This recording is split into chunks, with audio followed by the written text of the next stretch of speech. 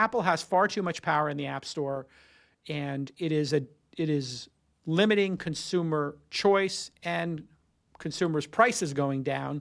Therefore, it is fair game for the government to look into these or for people to sue them.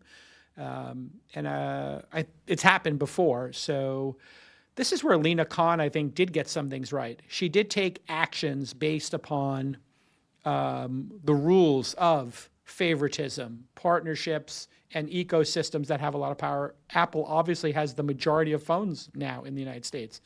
It used to be Android had the majority because they were cheaper. Now Apple, which has cheaper offerings, are now the majority of phone users in the United States. So it is a duopoly, and it's a monopoly on the Apple side because they have the majority of the high-paying customers. And so totally fair game. I don't think it's a nuisance suit. I think it will be one of these situations where, like Epic Games, it takes a long time to go through the courts, but Apple will lose this one if it goes to bat. Yeah. What are the remedies here, do you think, Jason? Do you think it's like more transparency in how apps are selected for the curated lists on the store? Do you think it's not letting Apple have editorial input into deciding what apps to feature? I'm trying to sort out, like, what does XAI want here? I think I don't know exactly, but I think, they would, according to news sources, XAI has asked Apple to integrate Grok with the iOS level and has not been allowed to do so. So that's one thing, is to sort of get it into the operating system level. I think for the good of the American public and choice, you should be able to load any app store you want on your phone with a warning. And then those app stores should be able to offer whatever pricing or deal they want to. So if Apple wants to control their ranking with an algorithm and wants to have this approval process, what if, I don't know, Google had the Play Store on iPhones?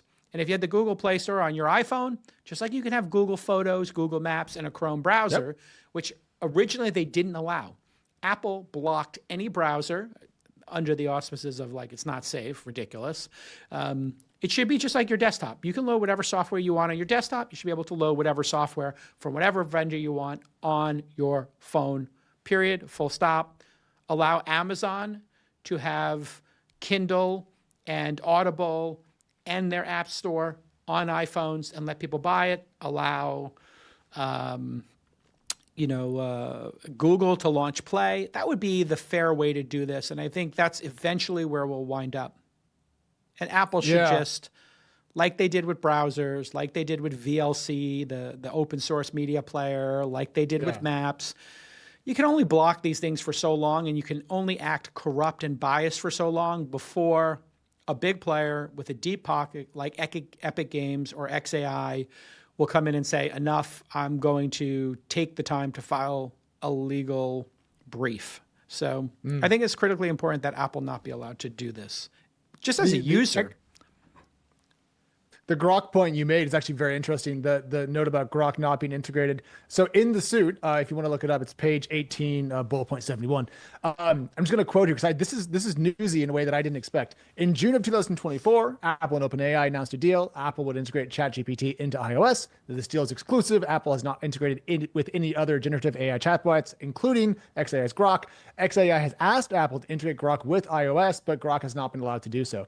So what XAI is saying here is that they wanted to be a partner on a similar level as OpenAI ChatGPT inside of Siri, and we're told no. Is that anti-competitive, Jason, or is that super anti-competitive? No, okay.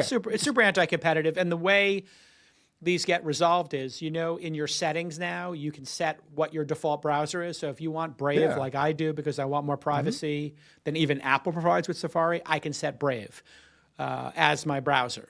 That took a decade, I think, for that setting to be put into iOS. So iOS will keep it closed until they're forced by the government to open things up.